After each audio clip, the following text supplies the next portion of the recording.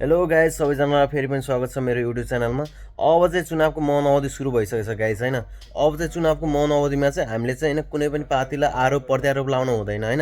अनि त्यसपछि फेरि यसलाई भोट हाल भनेर अरू कसैको पनि प्रचार प्रचार गर्नु हुँदैन होइन। यो चुनावको मौन अवधि भनेको चाहिँ के हो भने हामीले चाहिँ अब हिजोको दिनमा के भयो, पुरानोले के गर्यो, नयाँले के गर्छ, पुरानो आउने कि नयाँ आउने, यो चुनाव के को लागि भनेर सोच्ने हो टाइम हो गाइज है। अब चाहिँ सोच्नुपर्छ गाइज है।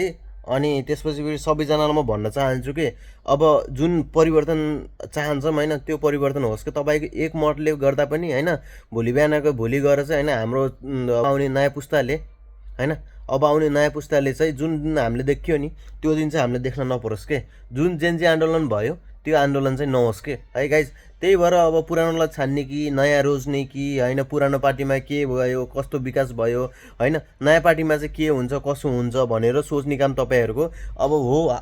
धेरै होला यो यताउति विदेशी यताउति भनेर त्यो कुरामा सोच्ने लाग्ने होइन, आफ्नो विवेकले काम गर्ने। किनकि तपाईँको एक मतले गर्दा पनि देशको भविष्य सुनिश्चित हुनसक्छ क्या। एउटा भोटको सवाल छ गाइस, एउटा भोट एउटा मतले गर्दा होइन भोलि बिहान गएर देशको कुन हालत कहाँबाट कहाँ पुग्छ त्यो गाइज है। अब त्यो सोच्नुपर्छ। अन्तिममा म यही भन्न चाहन्छु गाइज, ल आफ्नो एउटा एक मत होइन राम्रोसँग चाहिँ होइन आफ्नो कदर गरिदिनु होला। कुन तपाईँको कुन अधिकार हो होइन त्यो अधिकार चाहिँ सुनिश्चित गरिदिनु होला। कसैको जुन हात उठ्छ नि त्यसले गर्दाखेरि चाहिँ होइन भोलि बिहान गएर अब आउने पुस्तालाई चाहिँ होइन, अब आउने पुस्तालाई देश राम्रो हुनसक्छ। त्यही भएर चाहिँ भोट केमा भनेर सोच्नुभन्दा पनि अब आएर चाहिँ के हुन्छ, मेरो भोटले चाहिँ देश कस्तो विकास हुन्छ, मेरो भोटले के गर्छ भनेर चाहिँ त्यो सोचेर चाहिँ आफ्नो विवेकले विवेक पुऱ्याएर भोट हालिदिनु होला। कसैको डर धम्कीमा भोट हाल्नु पर्दैन, आफ्नो विवेकले सोचेर भोट हाल्नु होला। अन्तिममा म यही भन्छु, जय देश जय नेपाल, शुभरात्रि गाइज ल।